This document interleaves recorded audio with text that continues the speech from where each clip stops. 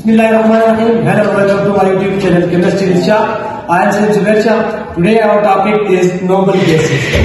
आज वीडियो में डिस्कस करेंगे नोबल गैसेस के बारे में, इनकी इंट्रोडक्शन, इनकी जनरल इलेक्ट्रॉनिक कॉन्फ़िगरेशन और इनकी कैरेक्टरिस्टिक के बारे में डिस्कस करेंगे। तो देखते हैं इंट्रोडक्शन के बारे में। Noble gases helium, neon, argon, krypton, xenon और रेडान, ये जो एलिमेंट है ये इनको नोबल गैसेस कहते हैं। ठीक है, ये एलिमेंट ग्रुप नंबर 8A में प्लेस्ड है।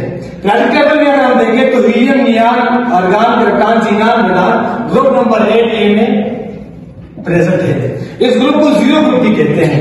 जीरो ग्रुप को क्यों कहते हैं कि क्योंकि इनकी जो स्टेबिलिटी है वो बहुत ज्यादा हाई है, कि जनरली किसी भी रिएक्शन में इन्वॉल्व नहीं होते, लेकिन एक्सट्रीम पोजीशन पे जाके ये कंपाउंड भी बनाते हैं और केमिकल रिएक्शन में भी इन्वॉल्व होते हैं। हीलियम जो हमारे पास है, he has a valence shell which is close orbit which while from neon और आर्गन हैव क्लोज ऑर्बिट। हमारे पास जो हीलियम है इसका एटॉमिक नंबर 2 है, और अगर हम इसकी शेल को देखें तो इसके वैलेंस शेल में कितने इलेक्ट्रॉन है? 2 इलेक्ट्रॉन है। तो इस स्टेटमेंट का मतलब ये है कि जो हमारे पास हीलियम है उसके वैलेंस शेल में 2 इलेक्ट्रॉन मौजूद है, और जो इसके बाद अलावा नियान है और रेडान का जितने भी है, नियान का एटॉमिक नंबर 10, आर्गन का 18, क्रिप्टॉन का 36 और ज़ीनान का 54 और रेडान का 18। इनका जो आखिरी शेल में इलेक्ट्रॉन आते हैं वो आते हैं 8। While from neon to argon close octet. Octet का मतलब होता है 8 और डुप्लेट का ड्यूट का मतलब होता है 2। नोबल गैसेस के और भी बहुत सारे नाम हैं जो हम देखते हैं। नाम क्या है? आदम नेम इसमें आता है इनर्ट गैसेस। इनको इनर्ट इसलिए कहते हैं कि किसी भी रिएक्शन में इन्वॉल्व नहीं होते, ये हाईली स्टेबल होते हैं। और स्टेबिलिटी वजह क्या है कि इनके जो ऑप्टिट आर्डोप्लेट कंप्लीट है, मतलब इनके आखिरी शेल में 2 इलेक्ट्रॉन कंप्लीटली फिल्ड है। इनको रियल गैसेस भी कहते हैं। रियल गैसेस इसलिए कहते हैं कि रियल का मतलब होता है कम, ये हमारे पास एयर में बहुत कम मिकदार में पाए जाते हैं। इनको एरोजन भी कहते हैं। बात बात एरोजन का मतलब होता है एयर और जन का मतलब होता है प्रोड्यूसर। तो नोबल गैसेस हमारे पास वो गैसेस है जो एयर को प्रोड्यूस करते हैं, मतलब इन्हीं गैसेस से हमारे पास एयर बनती है। अब इन्हीं गैसेस को हम इसकी आइसोलेशन कैसे करते हैं वो हम अगले वीडियो में डिस्कस करेंगे, लेकिन थोड़ा सा इसमें बताते चलो आपको कि लिक्विफिकेशन आप एयर हम करते हैं। लिक्विफिकेशन का मतलब होता है कि लिक्विड में कन्वर्ट करते हैं। किसको? एयर को। किस तरह कन्वर्ट करते हैं? हम उसको प्रेशराइज करते हैं, कंप्रेस करते हैं, तो उससे हमारे पास लिक्विफिकेशन होती है। और जो हम ये नोबल गैसेस उससे हम आइसोलेट करते हैं, तो उसके लिए हम जो लिक्विफिकेशन यूज करते हैं वो कहते हैं फ्रैक्शनल लिक्विफिकेशन। फ्रैक्शनल का मतलब ये है कि हम मतलब किसी खास चीज को, किसी सेलेक्टिव चीज को हम लिक्विफाई करते हैं। अगर हम इसकी जनरल कैरेक्टरिस्टिक्स को देखें नोबल गैसेस की, तो सबसे पहले इसकी जनरल इलेक्ट्रॉनिक कॉन्फ़िगरेशन।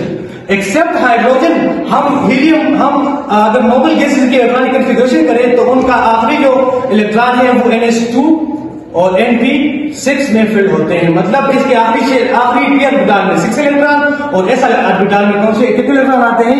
2। अगर हम देखें मिसाल के तौर पर नियान की, इसका एटॉमिक नंबर Z है 10, 1s2, 2s2, 2p6। तो इसका मतलब ये है कि S2s2 2p6 जो आखिरी p ऑर्बिटल है उसमें p में 6 और s में 2 इलेक्ट्रॉन इसकी ऑर्बिटल में इसकी कॉन्फ़िगरेशन होती है, यहां पर प्लेस होते हैं। तो इसलिए इनकी जनरल इलेक्ट्रॉनिक कॉन्फ़िगरेशन हीलियम के अलावा बाकी सबकी NH2 और NP6 के, और हीलियम की NH2 है, मतलब 1s2। इसके अलावा ये इनर्ट इन नेचर होते हैं। इनर्ट इन नेचर इसलिए होते हैं कि हाई स्टेबल होते हैं, एक्सट्रीम पोजीशन पे जाके ये फिर कंपाउंड भी बनाते हैं। जैसे हमारे पास ज़ीनान है, बहुत ही ज्यादा इंपॉर्टेंट इसके compound, xenon fluoride, xenon oxide, वो हम अगले वीडियो में डिस्कस करेंगे। इसके अलावा हाई रेडिएशन एनर्जी हाई होती है, इसलिए हाई होती है कि स्टेबल होते हैं। तो इनके किसी भी इलेक्ट्रॉन, किसी भी शेल से इलेक्ट्रॉन को रिमूव करने के लिए ज्यादा एनर्जी चाहिए होती है, इसके लिए हाई हाइड्रेशन एनर्जी इनको रिक्वायर्ड होती है।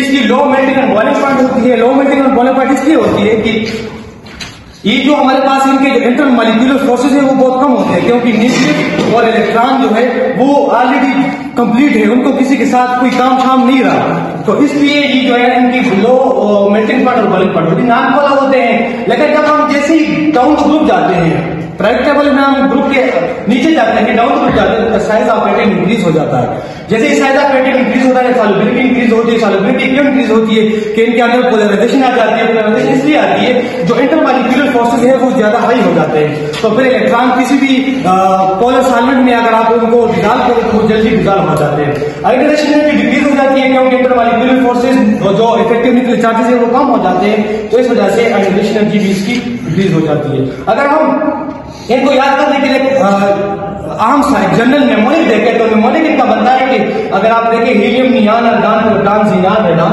तो इसका मेमोरिक बनता है नानी आराम कर जिंदा रहेगी। मतलब है का मतलब है हीलियम, नियान का मतलब होता है नानी, अर्गान आराम कर, क्या कर जिंदा, ज़ीनान के लिए और रहेगी रेडॉन के लिए। तो ये बहुत ही आसान सा निमोनिक है, इसको नोबल गैसेस याद करने के लिए है नानी आराम कर जिंदा रहेगी। अगर हम इनकी एटॉमिक नंबर देखें तो अर्गान का, हीलियम का एटॉमिक नंबर 2 है, नियान का 10, अर्गान का 18, क्रिप्टॉन का 36, ज़ीनान का 54 और रेडॉन का 18। तो ये थी नोबल गैसेस के इंट्रोडक्शन, उनके जो अदर नेम्स और जनरल कैरेक्टरिस्टिक्स। इसके अलावा हम बात करेंगे अगले वीडियो में इनकी ऑकरेंस, आइसोलेशन और डिस्कवरी ऑफ केमिस्ट्री के बारे में। तो अब तक के लिए इतना ही। अगर आपको वीडियो अच्छी लगी तो चैनल को सब्सक्राइब करें, वीडियो को लाइक करें, बेल आइकन को जरूर दबाएं ताकि आने वाले तमाम वीडियोस आप तक पहुंच सके। अल्लाह हाफिज।